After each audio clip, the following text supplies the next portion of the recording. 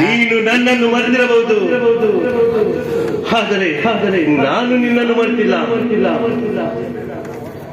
ಅಂದು ನನ್ನ ವಿರುದ್ಧ ವಾದ ಮಾಡಿ 5 ವರ್ಷಗಳವರೆಗೆ ಜೈಲಿನ ಕತ್ತಲೆ ಕೋಣೆಯಲ್ಲಿ ಕೊಳೆಯುವಾಗೆ ಮಾಡಿದೆಯಲ್ಲ,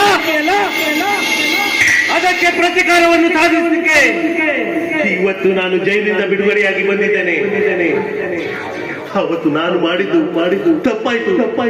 ಆ ತಪ್ಪನ್ನು ತಿದ್ದುಕೊಳ್ಳಲಿಕ್ಕೆ ಒಂದು ಅವಕಾಶ ಕೊಡಿ ಎಂದು ಕೈ ಜೋಡಿಸಿ ಬೇಡಿಕೊಂಡೆ. ಆದರೂ ನಿನಗೆ ಕರುಣೆ ಬಂದಿಲ್ಲ. ಪಾಯಿಂಟ್ ಇವತ್ತು ನಾನು ನಿನ್ನನ್ನು ನೆರಳಿ ಸಾಯುವಂತೆ ಮಾಡಲಿಲ್ಲ.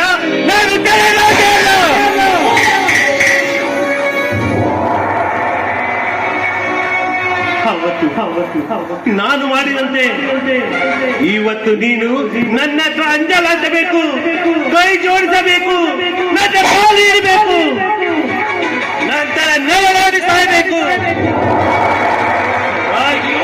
ಬರ್ತದೆ. 5 ವರ್ಷದಿಂದ ನನ್ನ ಮನದಲ್ಲಿ ಉರಿಯುತ್ತಿರುವ ಕಾರ್ಗಿಚ್ಚು ಶಾಂತವಾದ ನಂತರ ಖಂಡಿತ ಬರ್ತದೆ.